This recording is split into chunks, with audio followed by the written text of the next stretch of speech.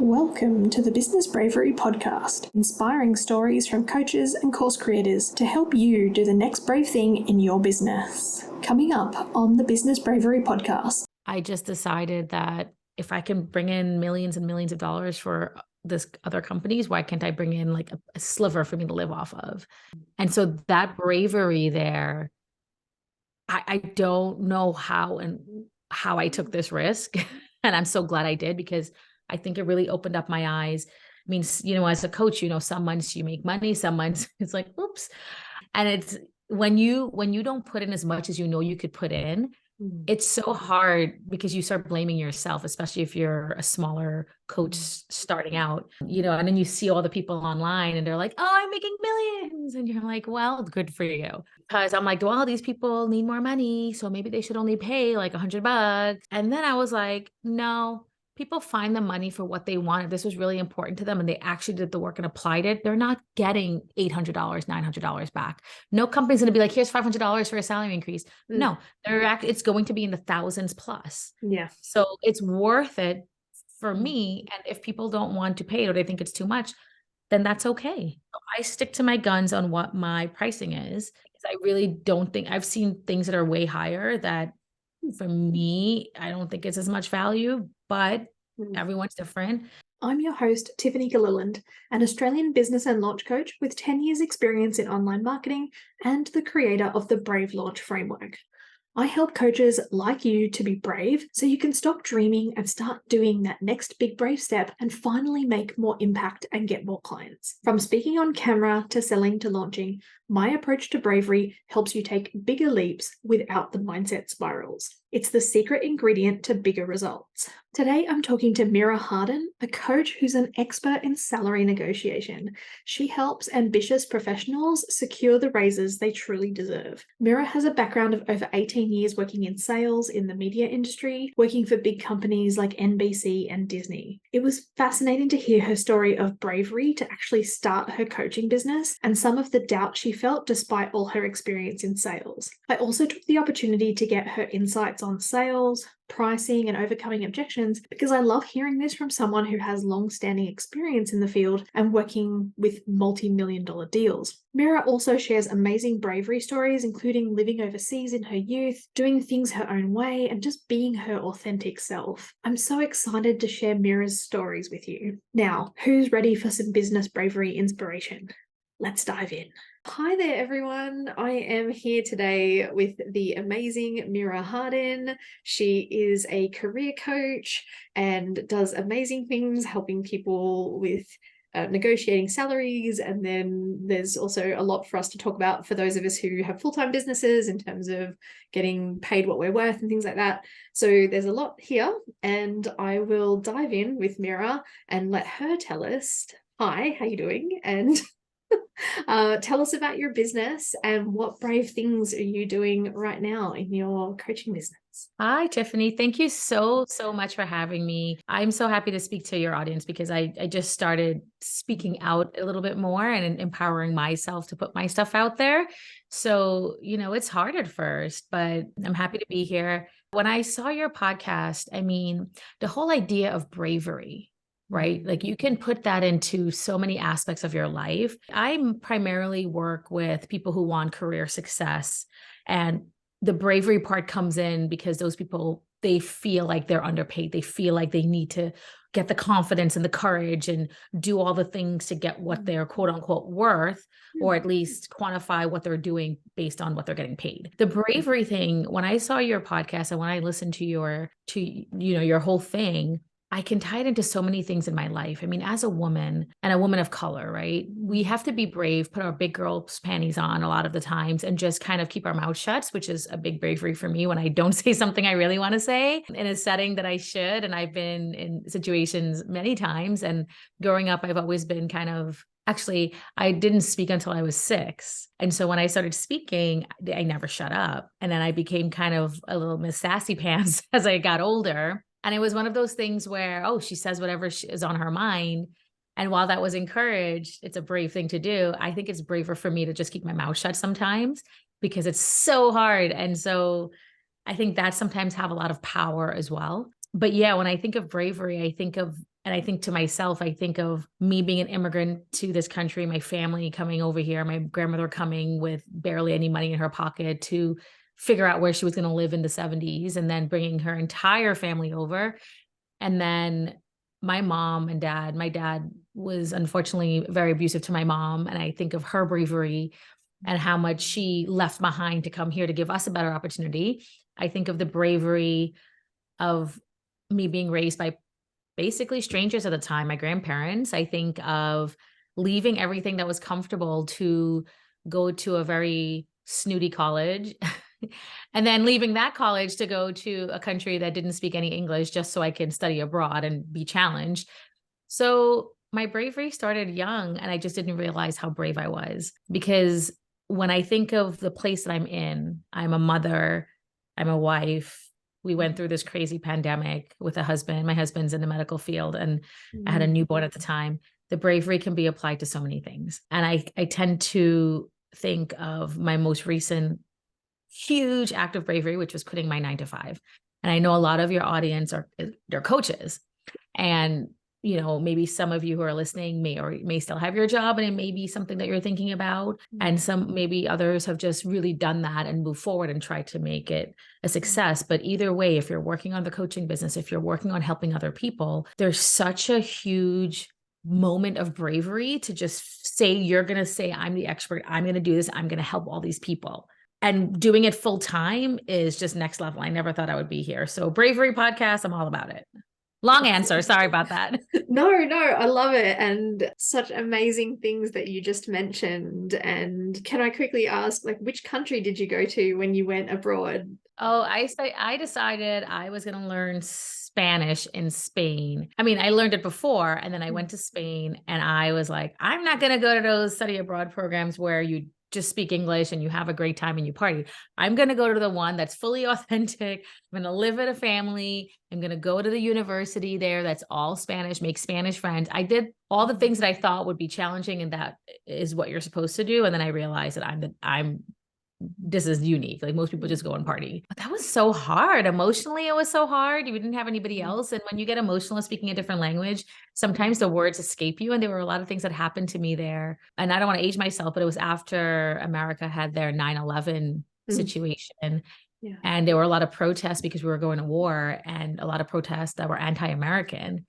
And that was interesting for me because I guess, look at what people think is a typical American, but the way I sound, you know? So yeah, lots of things, Tiffany, lots of things. Yeah. I mean, the reason I asked that is just because, I mean, I had some similar experiences. Like, I went to Germany to study my second language. And learned so much more by actually living in the country and that kind of stuff. And also, like, around that time, that post 9/11 time, I moved to South Korea to teach English. And so, similar anti-US protests and things were happening there as well. I learned how to say in Korean, I'm not American, I'm Australian. And there was salsas in that. Like, I was like, no, I'm Trinidadian. Like, I'm not American. And they would let me go. They would leave me alone. But it's funny that the experiences like that, it's brave.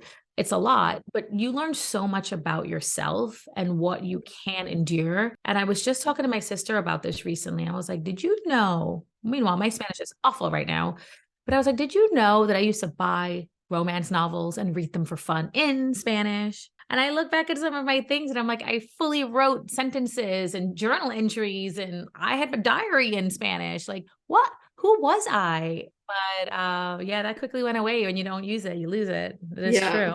Definitely had similar experiences and stuff. Although German romance novels are not as much fun, I can tell you.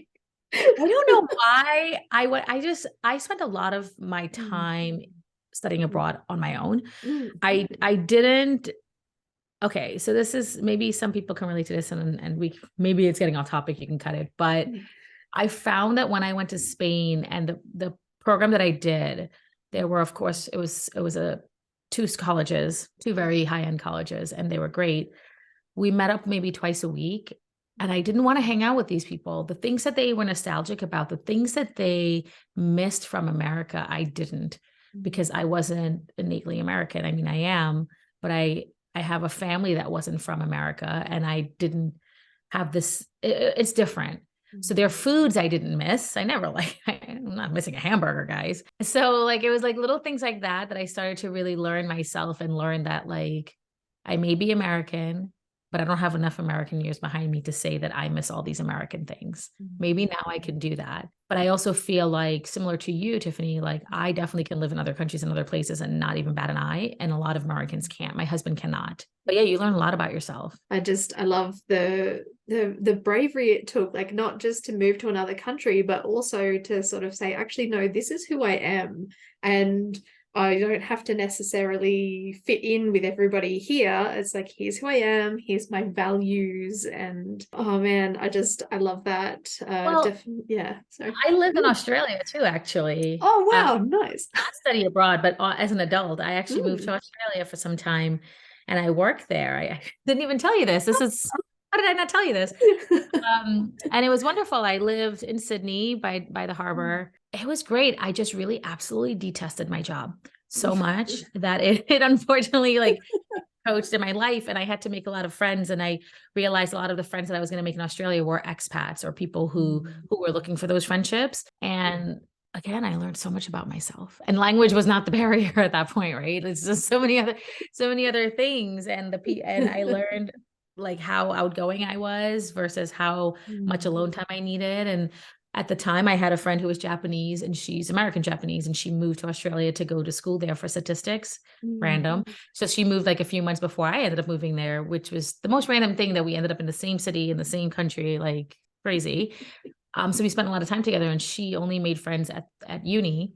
And the other people that I met had a hard time making friends, and I didn't. But I just had a hard time getting closer to people because I would just put up a wall, I think, because of my previous experiences abroad. And so by putting up that wall, is that sort of what helped you to feel safe and in control? Is that how that came about? If you don't mind me asking. Sorry. I don't know. I think what ended up happening when I lived in Australia, because I came back for the holidays and then I never went back.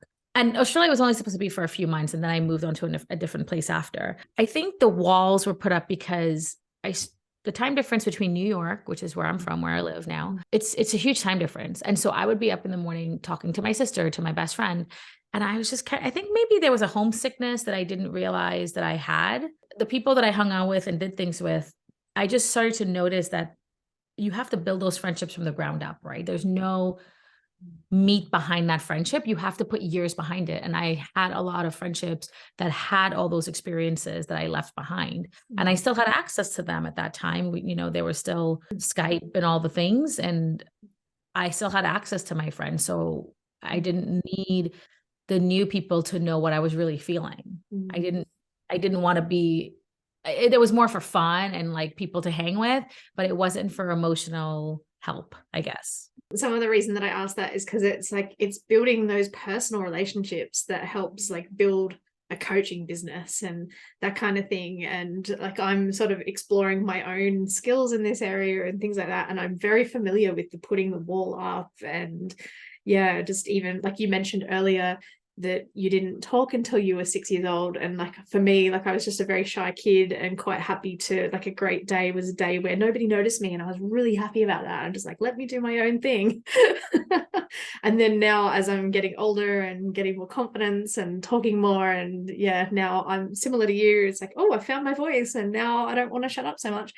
And yeah, it's interesting, those experiences and things that you had when you were younger and traveling and living overseas and things that you might be like bringing into your business and things like that. I mean, do you see some connections there? Or yeah, for sure. I mean, when I think back to making those decisions, I think they were brave, because even though my family's an immigrant family to this country, to America, obviously my accent's American, even though we were an immigrant family here, most immigrant families, I'll venture to say, don't really travel much except for to go back home and then stay here. So for me to say to my grandparents, who I didn't really know at the time, but they raised me, hey, I'm going away to college, and it's going to be either a plane flight away or it's going to be a 3.5-hour drive. There's really no discussion. That's what I'm doing. And then to say a few years later, hey, I'm going to just move across the world to Spain. And I know you probably don't even know where Spain is, but that's happening. And then when I got older and I had a job and then I decided to quit working, I worked at Disney and I was like, you know what? I think I'm going to quit. I just got my master's degree. I'm just going to move to Australia. I think they just really had no idea what the heck I was doing and what my decision, what any of it meant and why. And I don't even think I knew what I was doing. But my family did not travel. So to them, because I already pulled off the Band-Aid by going away to college and going to Spain and living there for the better part of a year, me moving to Australia was like, oh, okay. Like they didn't, I don't even think they knew where Australia was. I think they know Australia, but they Nobody didn't. knows where it is. We know Australia, but like what? Like, you know, it's funny. And to their credit, they just kind of accepted my decisions. But yeah, when I think about that, and then when I moved back to New York, I ended up going into the sales portion of my career, which was in media. And that's really where I started getting more experience. When I was in Australia, I used to go to all these Fortune 500 companies, meet all these CFOs, CEOs, and interview them. So I kind of had to get out of my shell.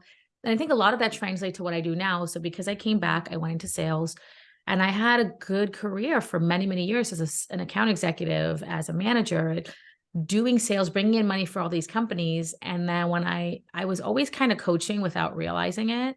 I was always coaching younger people, mentoring them, helping them to do more, find success in their work. And because I was good at my job, and again, having your own voice and getting it, you know, out there, it takes time and practice. Towards the end of it, when I started to do it for money, I just decided that if I can bring in millions and millions of dollars for this other companies, why can't I bring in like a sliver for me to live off of? And so that bravery there, I don't know how I took this risk. And I'm so glad I did, because I think it really opened up my eyes. I mean, you know, as a coach, you know, some months you make money, some months it's like, oops. And it's when you don't put in as much as you know you could put in, it's so hard because you start blaming yourself, especially if you're a smaller coach starting out, you know, and then you see all the people online and they're like, oh, I'm making millions. And you're like, well, good for you. But that's not the reality for most people, right? I'm just being honest. It's not the reality for most people. And once you realize that, half the battle's there. But it was hard for me to go from having a really great salary, a consistent salary, especially having a new baby, to go to something that's unpredictable. The skill set that I acquired abroad, here doing my career, I think translated into me being personal with people. I think online it's very hard. It's easy to just put stuff online and say people are going to come to you because you're doing all the things. But at the end of the day, with each of your clients, you want to have a rapport, but you also want to put up a barrier too. Like I'm so invested in my clients and their success, and I'm texting them late at night and to play by, like I had one client, she was literally texting me while she was on her phone call with her boss, with him going crazy because she asked for a raise. I know. And he was like yelling. And she just put her phone on mute. I think it was a Zoom call, and she started texting me. And I was just like, keep strong, stay still. You got this. We practiced this. We kind of knew he would do this. We thought maybe worst case scenario. And sure enough, he did. And she was texting me the play-by-play, and it made her feel good to have me kind of like on text right there, which, you know, a lot of coaches put up their boundaries and say, okay, we just have these sessions and that's it. But that's not how I work. And I've never worked like that, even in my career. My clients became like, I'm friendly. I would say they're all friends. Would I invite them to my wedding? Probably not. Would I go on vacation with them? Probably not. But can I text them right now, years later? Would they respond? Yeah, because it happened recently when I made a mistake and texted somebody and we just had this full out conversation. You're friends with them. You get to know them. You become invested in them. I think for me, that was something that was lacking in the corporate world for me. I thought I had it. I thought I was successful. When I feel like I'm helping a client, even if I'm helping a friend that doesn't pay me, when they get that increase, when they get that share in the company, the vested stock, when they get a sign-on bonus, I get so happy for them. And I'm like, yeah, like, look at you. And you know, it's mostly women, but I've had men, and it's funny how I coach men versus women. It is slightly different. Everybody's different because of their attitudes and how they're perceiving the information. Some people need more in one area than others. I recently had this guy, and he's like, I already got the job, but this is what they're offering me, but I feel like I should ask for more. What do you think? And I was like, I mean, why wouldn't you? And then the story comes out that his past position was he just kind of accepted the offers. He always just accepted whatever they gave him. And he knew he was at the lower end.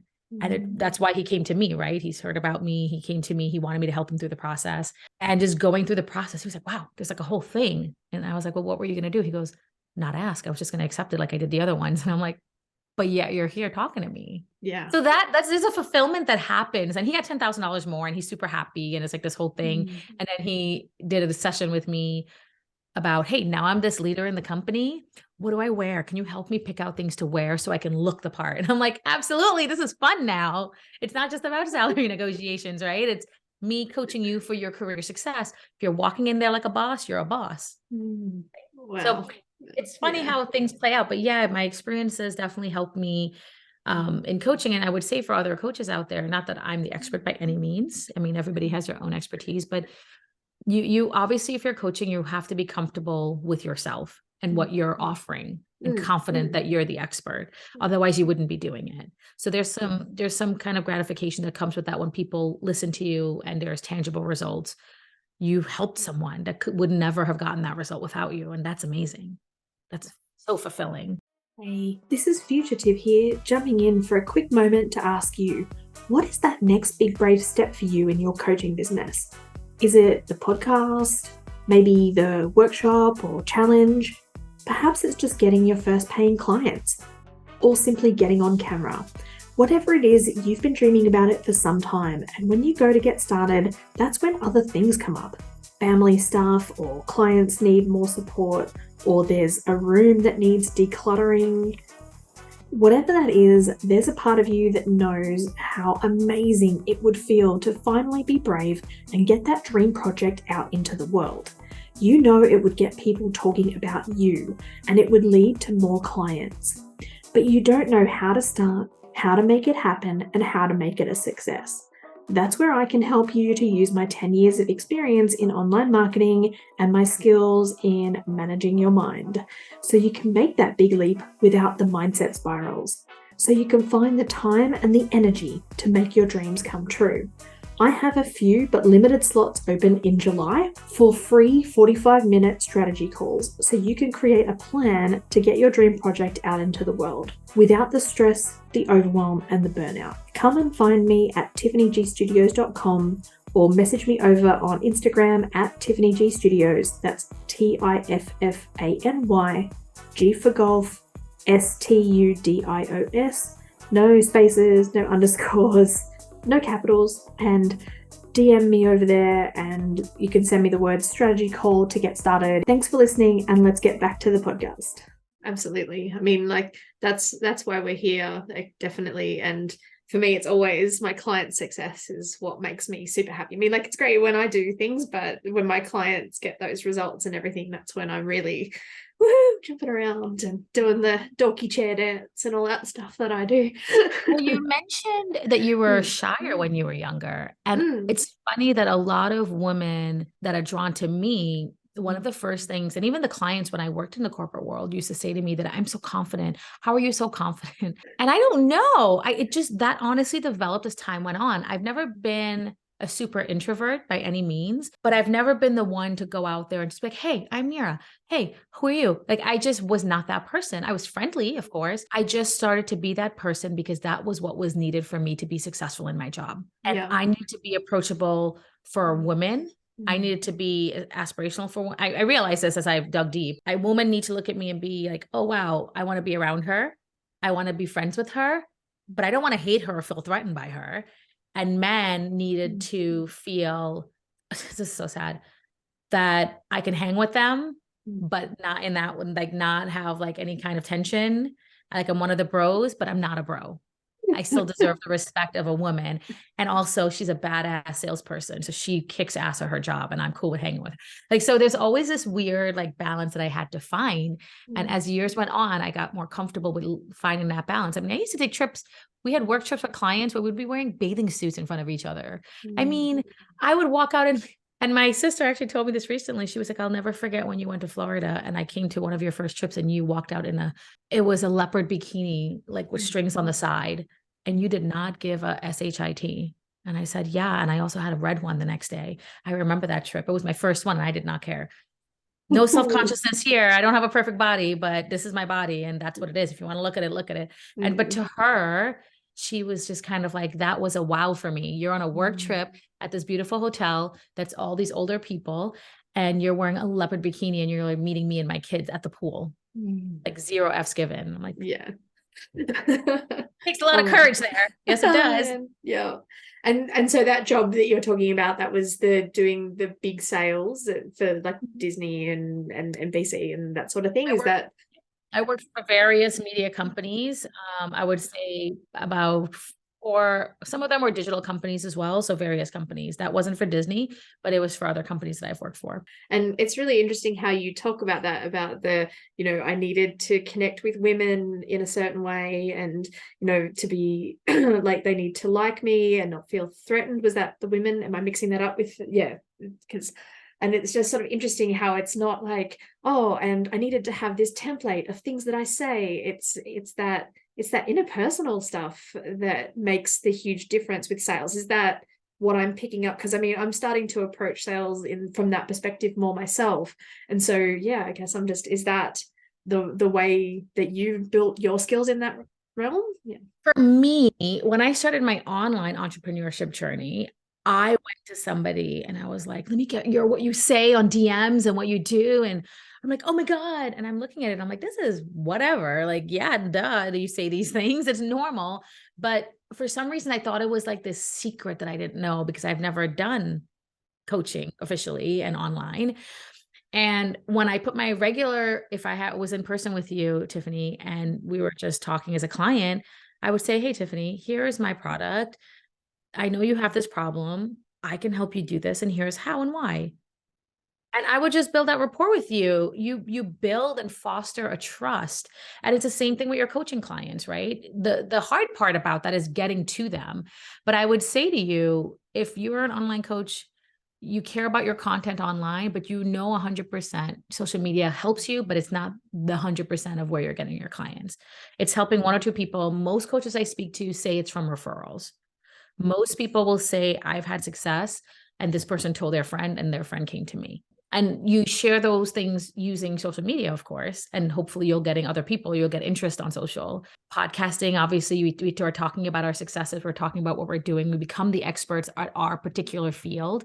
My field is obviously going to be, everyone has a different field. I have a person that I know personally, and she does something very similar to me, and she has a lot of success with it. And she has a great following. She's on this wonderful podcast with somebody who's pretty famous, and they're lovely people. And she just has to say, I want to do this, and people will support her. But the girl still works hard, right? And we're doing similar things, but we don't compete with each other. We both approach it different ways, and we are both finding success in our own ways. You're selling yourself. You're selling yourself, and you're selling your expertise. You're not selling what somebody just, like, if you took an online course right now on C++, are you going to say, okay, I'm an expert, I'm going to sell my services as C++? Maybe, but then you got to produce the C++ results. You got to write the program, right? So it's the same thing as coaching, whatever kind of coach you are. If I'm a career coach, which I am, and if I'm saying I specialize in salary negotiation, well, Meera, why are you specializing in salary negotiation? What got you here? Why are you the expert? Well, person, I've 10 times my salary in my career before I left. And here's how I did it. Here are the things that made me mad enough that I had to figure it out. And here's how I made it easy and did it every single time. So I have that experience. I have that knowledge. To me, it's easy. It's turnkey. And I want to share it. Right. So whatever your expertise is, whatever you're finding, because when I started this journey, I'm like, how do I niche down? I just want people to be successful, life, career success. But most of the people I would talk to would come in the form of, what's your value? And when it comes to career, your value is based on what your company is paying you, because that's how they show that you're worth something to them. It's what you're getting paid. And, of course, everything at work matters, the environment, people, blah, blah, blah, blah, blah. But when it comes down to it, it's, what is your value to your company? It's your title and your money, like what you're getting paid. And women tend to do a lot more than men. Women tend to volunteer a lot more. Women tend to be talked over more by people who are less experienced than them, or who is, don't get me started on it. But yet we accept it, but we know that there should be more. We know that we need more and should ask for more. And overwhelmingly, at least in America, the statistic is I would rather leave as a woman from this job in this company and go to the next company because they're going to pay me more, because that's what I'm going to negotiate before I even get in the door. And that's what people do. Yeah. But my whole thing is, well, you can negotiate while you're there. And if you get a no, you're not going to die. You figure it out and you get like metrics you can measure. Maybe 6 months from now, you have another conversation. And then guess what? If they don't give it to you, then you can move on and still get that pay. Or maybe you increase your salary and then you figure out from there if it's worth it or not to you. Because it's a career helps you to put food on the table, to do all the things, to have the life that you have. But you and I both know you're given more. You're not just doing a 9 to 5 and shutting off and it's just like data entry and you're done. Some people have that job. Most people in a career, they're doing a lot more. They're using their brain, they're using their body, they're using their expertise in life, and they're helping other people, leading teams. There's a bottom line, there's a metric, there's something that someone is measuring their success at their job, whatever that is. I mean, that's why we have performance reviews, right? Like that's how, so whatever those OKRs are, or the key objectives, your job somehow has to be measured. And they show you their appreciation by pat on the back and money. Hopefully money. They never just offer you money unless it's like your annual salary raise. But I've had clients that have gotten $20,000 raises. I've had clients that's gotten 5, but then gotten vested stock in the company that didn't even know it was a thing. They had no idea their company even did that. But because they asked and they kept pushing, and they didn't die from getting a no or getting a brush off, they persisted and they found success in that way. So is that something you'd say it's just that ability to ask sometimes? Like can be, maybe it's even harder for women, or maybe people like me or something, just sometimes the idea of just even asking, it might not even occur to us, and it's like all we have to do is ask, and then all these opportunities can happen. But people are afraid about asking. They're afraid. They don't have the confidence. They don't know what to say. So I just told you earlier, when I became a coach, I thought maybe this one person who was successful at coaching, and she was giving away what she says on DM and how she gets people. And when I read it, I laughed. I was like, this is amateur hour here in sales. But at the same time, I felt like, oh my God, I need this. Like, I don't know what to say to people online, but it's the same shit. Anyway, but the thing is, I was just afraid of asking people that I don't know, even online, hey, I'm a coach. Like, I can help you. Like, give me money. Every single coach, I would like to say, hopefully had that moment where it's like, ooh, how much am I charging? Am I charging too much? How do I know people are going to pay? Is my audience? So I'm doing salary negotiation and I have my set session fee, right? I found out a lot of my people that I speak to, it always comes down to the salary negotiation. That's why I started focusing on that, because it's the value. And I'm like, you know what? I'm good at that. I know how to do that well. So this is what I'm doing. I decided to make a course out of it. So my course, coming up with that course pricing was hard for me, because I'm like, well, these people need more money, so maybe they should only pay like $100. And then I was like, no, people find the money for what they want. If this was really important to them and they actually did the work and applied it, they're not getting $800, $900 back. No company's going to be like, here's $500 for a salary increase. No, it's going to be in the thousands plus. Yeah. So it's worth it for me. And if people don't want to pay it or they think it's too much, then that's okay. I stick to my guns on what my pricing is, because I really don't think, I've seen things that are way higher that for me, I don't think it's as much value, but everyone's different. I don't think lowering pricing, increasing pricing by like, people start focusing on like should I charge coaching sessions at $250? Oh, maybe I should just do $197. Like, no, what do you think you're worth? What do you think you're worth? And what do you think people would pay for that? Who are your competitors? What are they charging? Yeah, I mean, if people believe in you and want you, they will find a way to pay for you. Especially if you can talk about like that return on investment and everything. So for in your example there, it's like, we invest, I'm guessing like at least $1,000 or something in this course, but then you're getting a 20K salary bump. So it's like you're investing 1,000 to get that 20K back. But, and then but even if you get 5,000, even if you get back the 1,000 that you paid, that knowledge will never leave. You will always use those. My course is divided into 4 steps, and you get a workbook so you can go through the steps and do the work. And obviously there's support and I assist in all the things that are required and all the things that a person would need for that. Now, you do it at your leisure. You come and you talk to me whenever I'm available, do the things. You will get a salary increase. Then you will probably not be at that job forever. But if you are, you're going to probably want to use the same skill set again a year from now, 2 years from now. Maybe you do move on. Maybe you have a new job. You use the exact same steps to negotiate your salary. So you don't get paid, bottom line, like you get paid more. You then go to a new job. You're always using it. It is a life skill that you cannot unlearn once you learn it. 100%. Yeah. I mean, yeah, you can Google some of the steps and stuff and figure it out. I say what the steps are. If you go to my Instagram and stuff, I'll say what the steps are. I'll tell you. For anyone listening, I have a free salary negotiation sheet. If you go to my website, meerahardin.com, the pop-up is there. You sign you put your name and email, and it literally the download comes and you save it. And it's all my salary negotiation tips. You can look up those things online. I obviously give it for free, but it's how you do it and the step-by-step and the methodical process. My course offers what to say exactly, how to recognize brush offs. When people say, oh, it's a bad time for the company right now, we can't do it. What do you say? Oh, okay, sorry. And you go back to your desk. No, there are things that you can say to make that conversation worthwhile. So that's my specialty. That's what I do. I know that I've been through all these scenarios and then some, and I tell you and I share it with you. So for me, this is what it's worth to me. If I have 1,000 people buy it, amazing. If I have 10 people buy it, amazing. This is what it was valued at for me. Oh, that's awesome. And I love all of the mindset stuff and everything that you're talking about. Is so much for us to learn from the way you're approaching pricing and talking about it. And gosh, I mean, even for me, like I don't have a day job anymore, but I'm still thinking about downloading your freebie just because like those handling objections that can still be applied to coaches, like because we have the same brush offs in our businesses as well. It's I've got to talk to my husband, or I don't have the money in my account, or some of those things that there's the correlation there for both sides. So, yeah.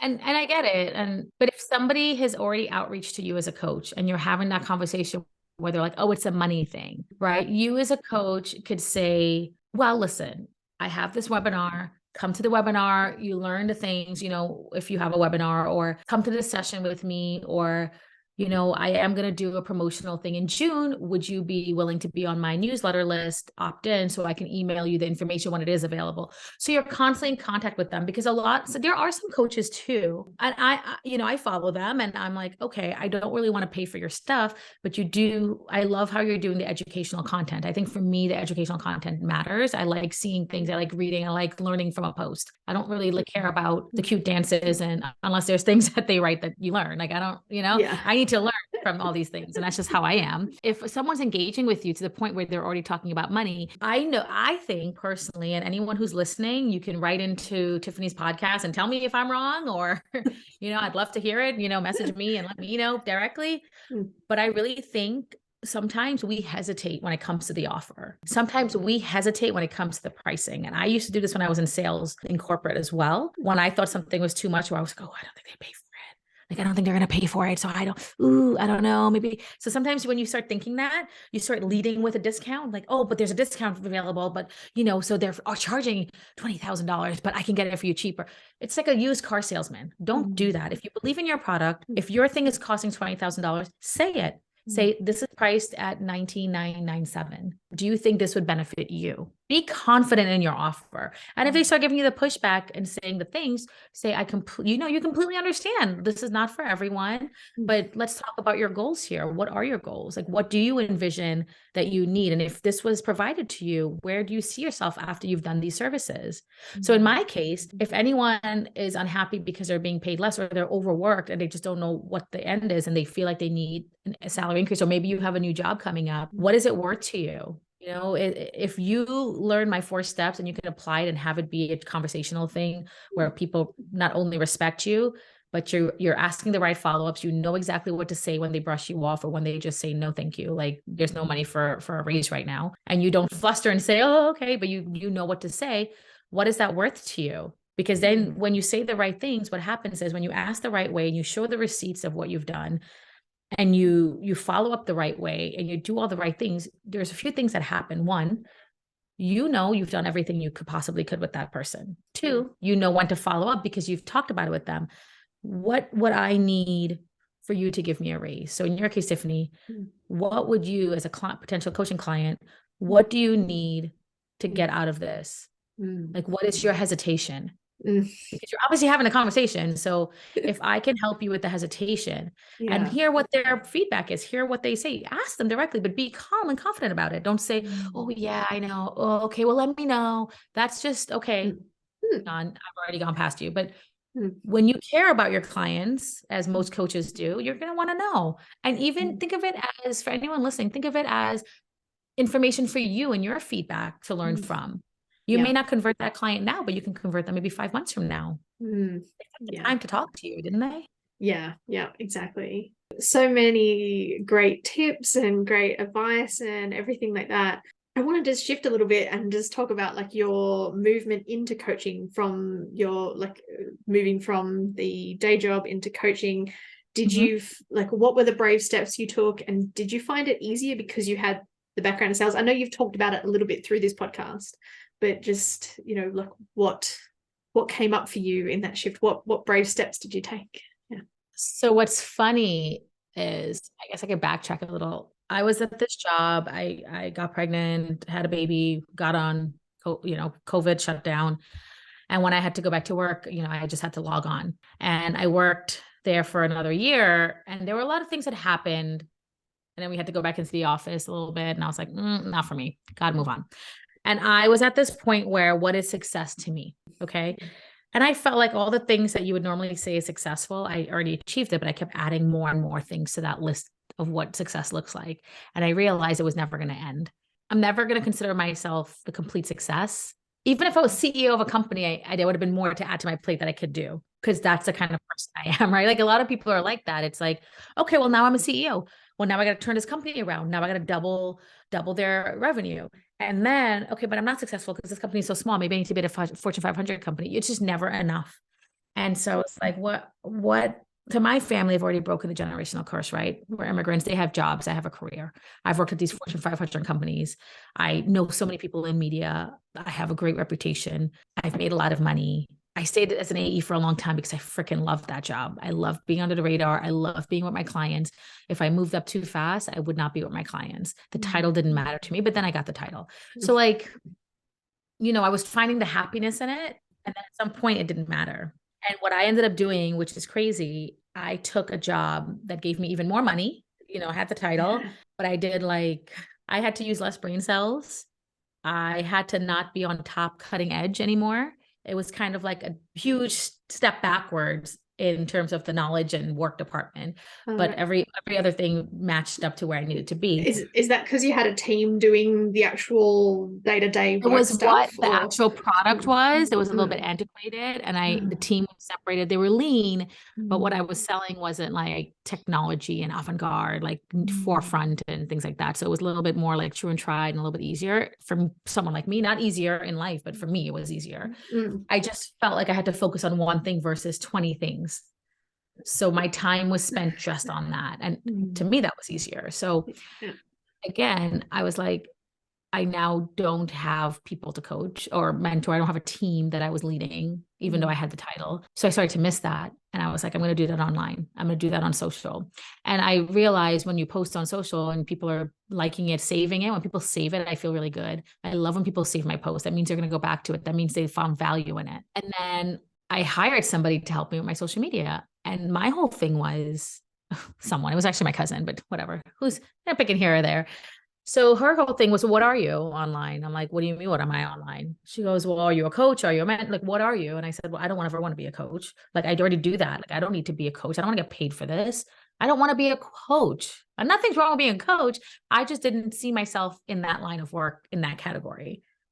Like, it's like a teacher to me. I was like, I love them, but I need them, but I don't want to do it. And it's funny because I was like 2 years ago.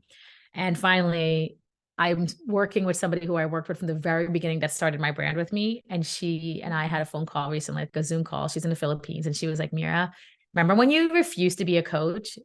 And now look at you. And I was like, I know. I guess I had to figure out that I needed to make money and people want to work with me.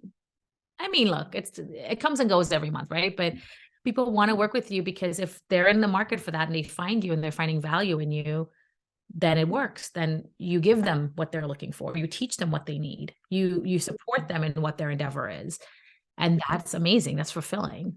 But yeah, I never thought I would be a coach. So when I decided to do it, and I was like, you know what?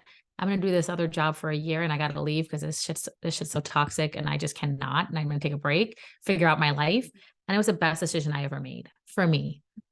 I am considering going back into the working world now. And I realize anything that I go back into has to be slightly different in what I'm selling, what I'm doing, mainly because there's a whole life out there when you take away the 9 to 5. And not like, oh, I could be lazy, I have more time for myself type of things. I've I have this immigrant mentality that you have to find success. Oh, you're going to college? Great. Now, what's your career? Like you're making this sacrifice from your family worth it. But like I said a little while ago, I broke the generational curse and I had to admit that. Like we broke the curse. I've graduated, I own a house, I have a family, like, like the whole thing it worked out and for myself, my sister and other people in the family. So it did, the results are there. So how long will I have to quote unquote pay for that? When am I going to put me first? When am I going to find, if I can put food on the table, feed my kid, feed myself, pay my rent and find joy by helping others, why can't I just get over the word coach? And so I did. I was just like, I'm just going to embrace it. And then I ended up creating the course because it was like a thing. And I was like, maybe more people would want the course because it's cheaper. And like, it's not like you have to work with me individually and they can do it at their own pace and their own leisure. And there's a workbook and I'm still there for them to ask questions. And there's an online platform. So it's like a whole thing. That's a new thing, by the way. So I don't know when this podcast is going to be released, but that is going to be available. I have a webinar coming up in July that people can join. I'll send you the link so you can have them.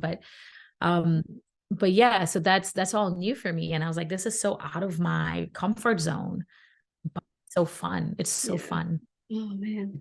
It's so exciting, the stuff that you're doing. And I definitely want to ask you more about your future plans. But I also wanted to say I really understand that reluctance to call yourself a coach, because for a long time I didn't want to call myself a coach. For me, it was because earlier on, like I've been in online marketing for well over 10 years. And so then, that led into consulting. But then somebody said, don't call yourself a coach, never call yourself a coach. They never have money. They never get clients. People hear coach and this is many, many years ago, but and that's not true, by the way. Just it's 100% not true. So like anybody listening, don't take that on. But that was this limiting belief that was sort of stuck in my head. But was that from someone who was a coach? Probably not. Oh, right? It was somebody who was like a strategist or something. Right. They weren't a coach. Yeah. So stigma, maybe that was what it was. It was a stigma around what a coach was. Yeah. But I would argue that point though, to anyone listening, I would argue in saying, if you felt that way, I guess maybe I must have felt that way too. Who knows? I would say, look at the amount of coaches that has come up in the last few years. Yeah. You can find a coach for anything right now. I know a coach that does career clarity. I know one that does like sleeping babies, like helping your baby sleep. I know one that like, so the community is just so specific and you can get a coach for everything. Yeah. I like to liken coaches to therapists. Like, but specializing, like, how you look for a therapist and you're like, oh, well, do you specialize in, I don't know, couples therapy or marriage therapy or maybe the LGBT community. Like I want somebody who understands. So this is the same thing. So for coaching, it's like, I need a career coach because I'm having conflict at work.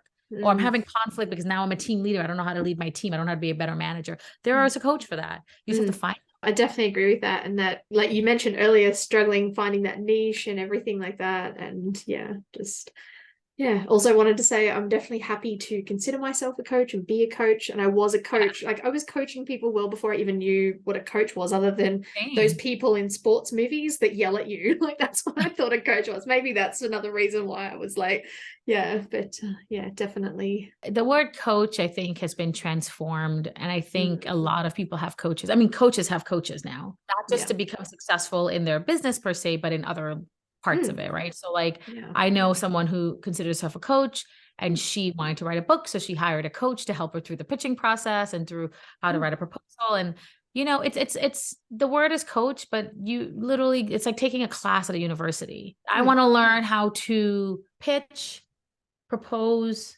and close a book deal. That's a class at a university. That's a class online now. You can get a coach for that. I want to learn how to figure out, I'm interested in my career, but I don't love it, but I don't know what I should do. That's a coach. Coach clarity. This person did it. This is how they do it. Here are their techniques for doing it. You can go and learn that online too. So it's like all the things in life, there's a coach. I want to learn how to knit. I need a coach that can show me the complex stitches, you know? No, it's amazing how it is. And for anyone, we were there, we both felt it. But for now, I would say anyone who is a coach and who's listening, take pride in what you're doing. You're a teacher. I mean, like for me, I see it a little bit differently in just that, like teaching sort of helps people learn, but as a coach, I like help people work out what's right for them and like what the right solution is. Because like when I was doing marketing consulting, people would come and they'd be like, just give me the strategy. And if I gave them the strategy without the mindset side of it, they'd be like fighting against it internally. They're like, oh yeah, I know I've got to talk to people, but I can't really talk to people, or I don't want to be salesy and icky. And I found that helping them choose the right strategy that just suits them, that's like finding that amazing like outfit online, or do you know what I mean? Like that sort of helps them light up and be themselves, and then show up like all those skills that you already have naturally for yourself, right?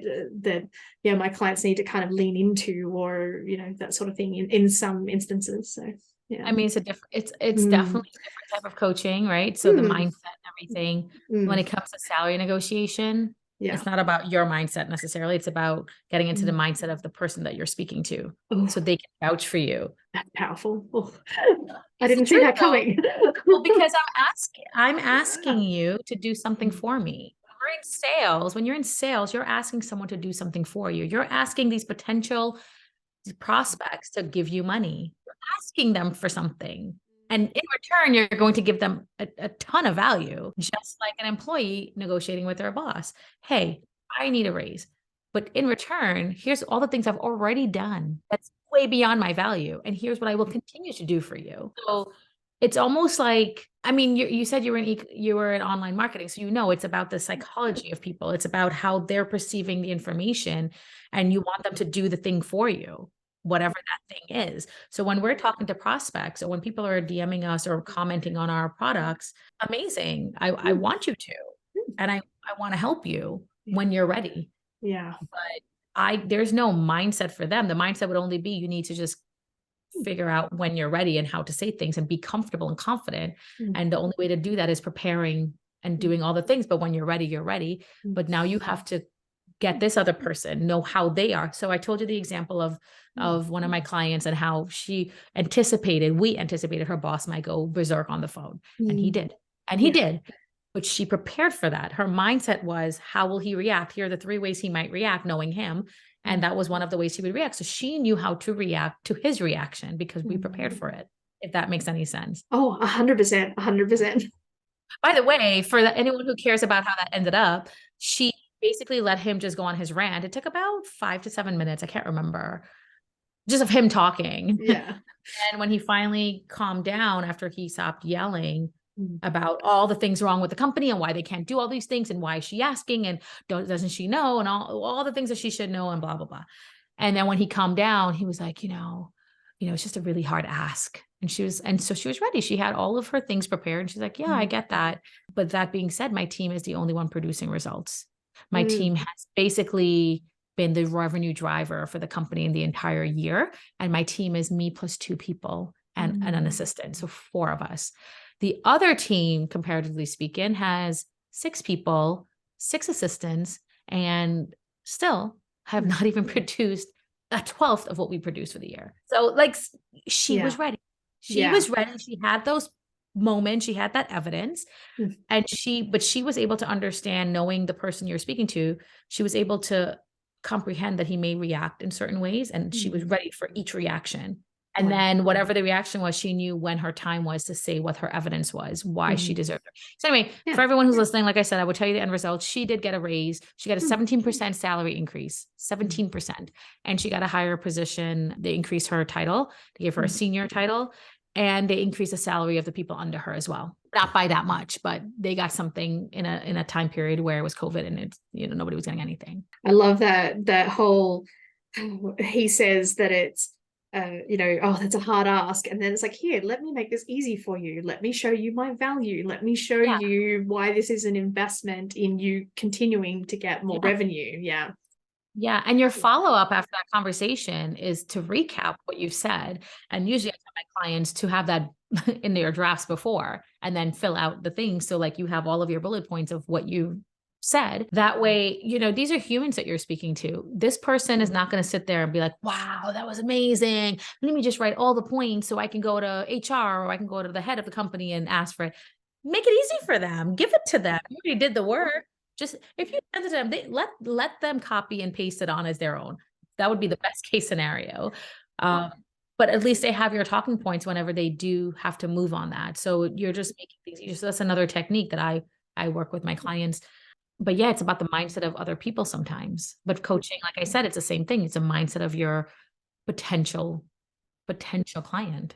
Okay, so earlier you mentioned stuff that you have coming up, that you have an online course coming out, or am I remembering that right? Tell us all the cool, brave things you are working on, or the plans for the future, like in the next 3 to 6 months. Yeah, so I do offer coaching sessions still. I have packaged it into 2 because I found that people are welcome to do an introductory call with me, but when I do the 2 coaching sessions, it's great for the follow-up and then after. And my coaching sessions is usually running the gamut of what career success is, right? People who are new managers that need help to organize, people who maybe are on the job hunt looking for resume help, LinkedIn, how do you network, all the things. But as time has gone on, like I said, a lot of my clients who are women, it started to become a confidence thing with the value, with I'm doing too much. I'm always doing too much. I'm always asking too much. And I said, well, what's it worth to you? What's your job worth to you? What's this company worth to you?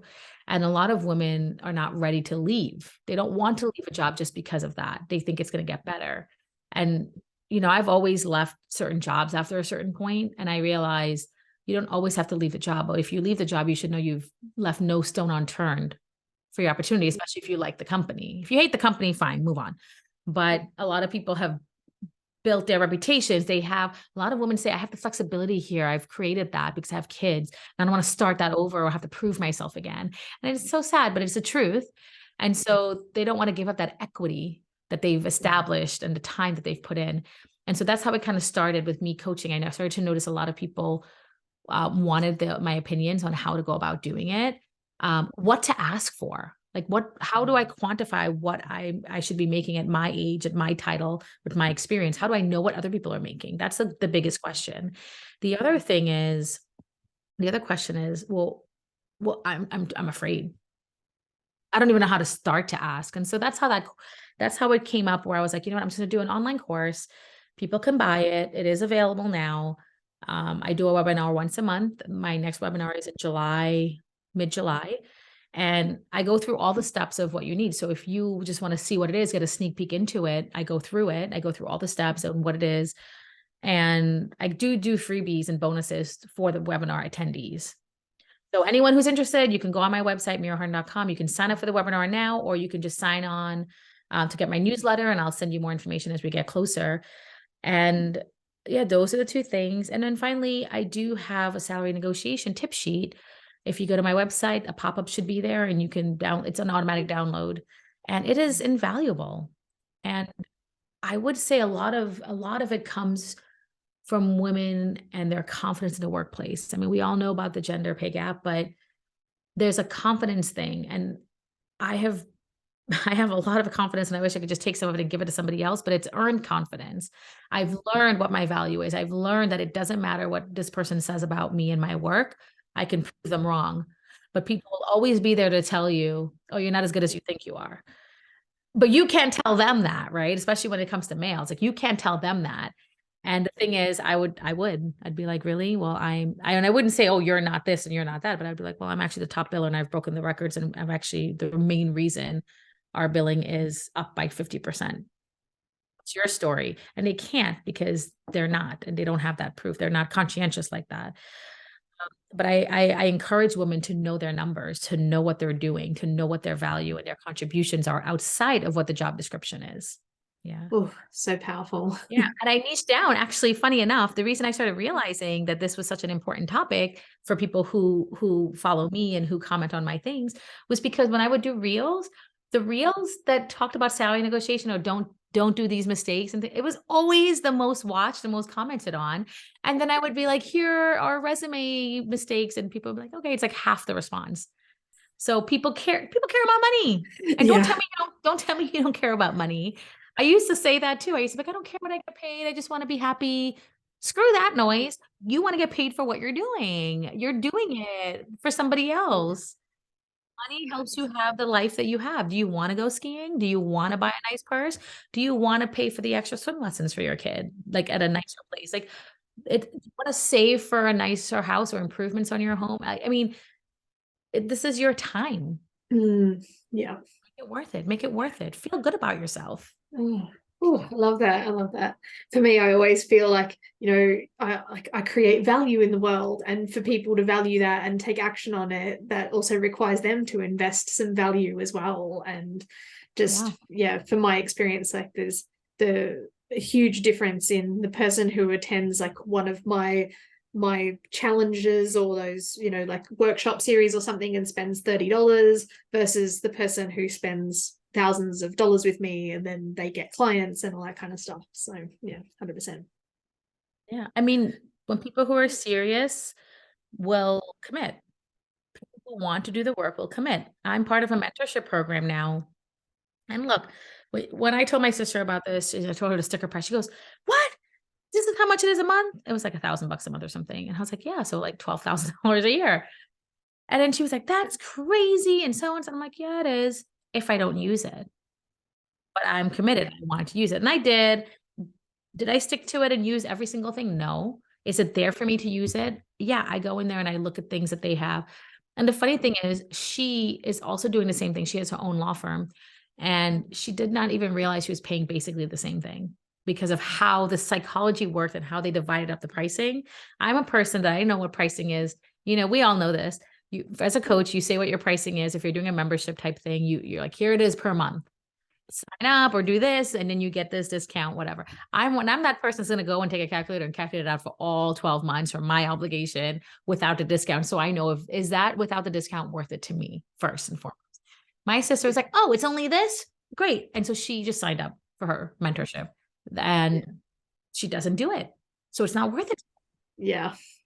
So it's like, it is what it is. But the people who are serious will pay for your services if you are the right person for them. So be authentic and be you. That's the best you can do. Okay. So one of my last question here is for the person who is thinking about doing something brave in their business or maybe their life, but more likely their business because they're on this podcast, and they're procrastinating, they're putting it off, they're maybe holding back on that decision to call themselves a coach or, actually go in and handle objections in a sales call, some of the stuff that we've talked about today. What advice would you give from your perspective of that person procrastinating on that next big brave step?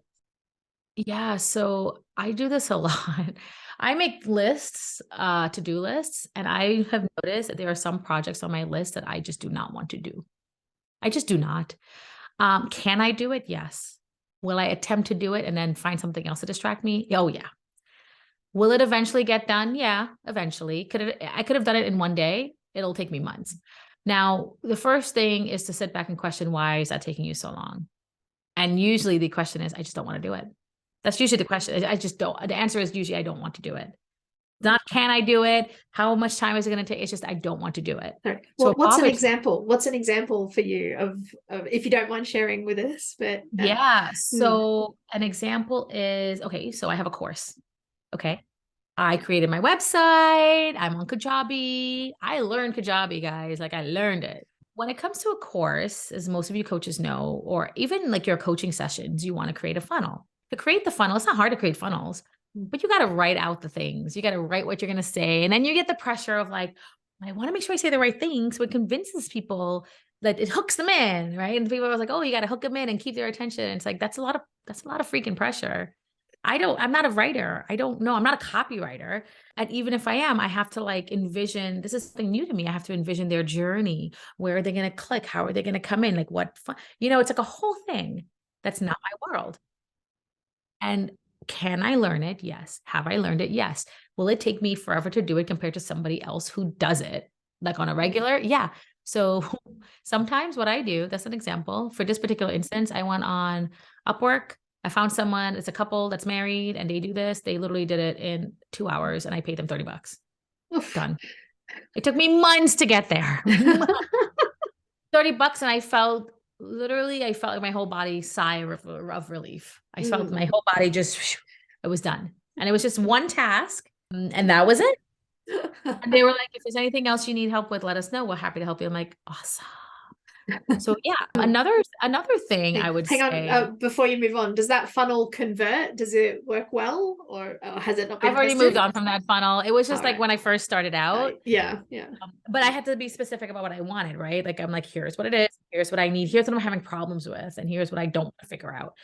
But I have funnels now, sort of. I don't know. I'm not very good at this. I'm not an online marketer. Like I have a team now and they're trying to help me, but we'll see. I'll let you know how my course does. But yeah, the funnel works for me to get signups and stuff for like the webinars and for other things, but could it be better? Yeah, of course. But you never know. You have to just try. But yeah, so there's a lot of things on my list that I don't want to do. So there are a couple of things I would say to this, the person who's listening who feels this way. One, go on Upwork or Fiverr and just see if somebody else is an expert at that one exact thing and be very specific and see what their pricing is. It took me $30. That $30 was well worth it because I spent weeks agonizing over it. Like I was pushing it off for like 2 weeks, 3 weeks already at that point. You know what I mean? So that $30 was worth it for me. The person, they were like in India or something, don't care. That's me not buying Starbucks for like a week or something. Like it's fine. Obviously, sometimes you get overwhelmed and you think things are too expensive, especially if you're not bringing in a lot of money, but there's something to be said about your mental state of mind. So yeah, so that's one thing. The other thing I tend to do now is, and I'm not doing it as great as I used to. I focus a lot. I do focus times, right? So I'll say, okay, the morning is my gym time. Then I'm going to come and get my breakfast. I'm not putting anything in the morning because I don't want to have to divide my attention. And then after I shower and I come back and I sit at my desk, today I'm working on my social media. Today I'm going to do the reels. And then I'm going to spend 2 hours doing that. So I time block. And then I'm going to take a break and have a snack or whatever. And then I'm going to come back and I'm going to do, respond to my Facebook messages or whatever. And that's all I do. And I'm like, this is a successful day because I've done the 2 big things that I needed to do. And if I don't do it, I try to make sure I get back on after my kid goes to sleep and I try my best because it keeps me on track. So I try to do time focusing because otherwise I tend to just look at my list and just go boom, boom, and then like struggle on the things I don't want to do. I love that. And I too do that sort of time blocking and that kind of thing, which definitely helps me stay on track too. So yeah, it's some amazing advice, and thank you for sharing your experience with the hiring someone too. It's like I've become an expert at it. Don't be afraid, guys. My sister, who owns her own law firm, is afraid of hiring people to do little tasks, so she bogs herself down, and she gets in her own way. And I tell her this, and she acknowledges it, but she doesn't do anything about it.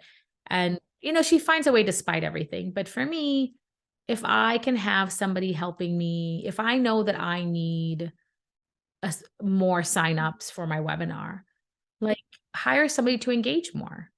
Well, when you're not doing it, right? Like what are the hours that you're doing it? Maybe you need somebody who's just going to engage more or respond. I mean, there's a whole world out there with different time zones. Maybe when your stuff gets posted, you need to engage at other times too. I mean, it doesn't hurt to try. And again, the pricing for people who are skilled can vary from like $5 to like $100, right? I had somebody just basically fix something on WordPress for me. I'm not a WordPress expert. I don't know how to do anything with WordPress. And they basically showed me how to log on and how to do it and what needed to be fixed. And he charged me, it was like $100 to fix something that I've been spending months trying to work on somebody else with. Months. So sometimes if you have a couple of dollars laying around, it might be worth it. Definitely the power of lifting that off your mental load, because that mental space can go to connecting with potential clients and the sales stuff and the stuff that only we can do as coaches. I mean, you can always find someone else to do sales, I suppose, but because we're building coaches and personal brands, like that's where that power can come in? A long time ago, not that long ago, I had a mentor. I have a mentor. I mean, he's still sort of in my life. And he was the chief marketing officer of a very large fashion company in New York. It's an international company. And then I interned there and I interned at another company of his. And then he became, another head of a bigger company. Anyway, now he owns his own company and he doesn't care to have the name out there because they basically produce the items and it sells immediately. Like it sells to who he knows. It doesn't matter. He doesn't need to do anything else, but just get it to where it needs to be. So what he told me when I was starting my business, he was like, I said, what have you done that made you successful, especially with your own business? He goes, Meera, I literally made a list of all the things that I have to do. And then I made a list of the things that I want to do. The things that I want to do is very small compared to all the things that I have to do. So when I hire people, they're handling the things that I don't want to do. And then I get to focus on what I like to do. And that made so much sense to me, right? I like talking to people. I like talking to you. I like getting my message out there. I like podcasting. I like meeting people in person. And I like my one-on-ones with clients. What I don't like to do is build funnels, build websites. I don't like to do all the back end operational stuff, the emailing, like setting up like when my emails go out or making them pretty. Like I'll write it all day long, but it will be black and white. Please add pictures and make it pretty. Like sign up for my newsletter. I want people to actually read my newsletter. I don't want them to be like, oh, she just emailed me a black and white email. And that's perfectly fine too. People will read it. But it's also like, I want people to know what's going on with my brand and what's going on with me. And I would like it to be visually appealing, but I will not do it. So, you kind of have to just do that. And as you tend to get more money and become more successful, find people to add to your team. And having the contracting world out there is so much easier now than hiring somebody full time. Find those people that like doing it, that you can afford, and give them a couple hours and see how it goes. I don't like editing my own podcast. I do it. I hired somebody to do it recently for me and he did a fine job, but then I realized I was editing what he did because I'm not there yet. So it's like, was that worth the $50? No, especially with all the work that I had to get it to him. And, and I was like, no, I think at this point it's probably still going to be me. Down the road, it will not. Right. So you just kind of have to see what you're procrastinating on, what you don't want to do and admit it to yourself. And that's okay. Yeah. Oh, I love that. Wow. Meera, thank you so much for all of your time today, all of the amazing insights and your skills and experience. There's so much amazing stuff that you have shared with us. It has been amazing. I've said amazing so many times this sentence. All right. We will, of course, have links in the show notes, but for people who are like me, who don't go and click on things, where can people come and connect with you and find you and, tell us all of that good stuff? Yeah. So I really enjoyed speaking to you, Tiffany. So for anyone that wants to get in touch with me or ask me a question, I always respond. Sometimes it takes a little longer if it's, the messages are not in the primary, but I do respond, or someone on my team will respond. But you can go to meerahardin.com. You can sign up for my newsletters. You can download my tip sheet. Please follow me on social media. You can DM me directly. I am on Instagram at Meera Hardin. And I am on Facebook. I have my own Facebook page, TikTok. I have my own podcast, which I put on YouTube as well. The podcast is called Brown Girl Trending. It's everywhere. And if you are still working and you want to learn more and have those conversations about being a woman in the working world, or a repressed group, I have a couple guys in there that are, so it's very interesting conversations. I will say that they're about a half an hour, so quick, when you're driving to work and back or whatever. And it's been really well rated, especially internationally. A lot of really great comments. So it's Brown Girl Trending, and I usually do clips on my TikTok and my Instagram at Meera Hardin. So yeah, engage with me wherever you can, and I would love to hear from people. So thank you so much. Is there anything you wanted to say before we finish up, or? I guess for all the coaches out there, I mean, Tiffany and I both said, like, we did not like the word coach. Do not get caught up in that. Just do what you love. And if it's helping people, keep at it. Don't get discouraged. I mean, a lot of people still have to work and do it, and that's perfectly fine if you can spare the time, but you are making a difference in someone's life. If you help one person because of your knowledge and expertise, it's pretty much worth it. It's not just about working and coming home and that's it. Like, you're helping humanity, that's how I see it. We are. Yeah. Yeah. At least I Awesome. feel like I'm empowering women. So. Yeah. Yeah. 100%. 100%. Oh, okay. Awesome. Thank you so much, Meera, for all of your time today. This was wonderful. Thank you for having me. Thanks for listening to the Business Bravery podcast. Has this episode inspired you to do something brave? Even if it's only send a difficult email, please share it with me on Instagram or other social media channels. Feel free to tag me at Tiffany G Studios. That's TIFFANY. G for golf, STUDIOS, no spaces, no underscores, etc. Or you can use the hashtag Business Bravery Podcast so that I can cheer you on, and together we can inspire other coaches and course creators to do brave things in their business and life. Now, I'm Tiffany, and I'll leave you with this one last thing. What's one brave thing you're going to do today? It doesn't have to be big. Even the smallest steps can create the most massive results. So again, feel free to share it with me either publicly or privately so that I can cheer you on. That's it from me. Until next time, bye for now.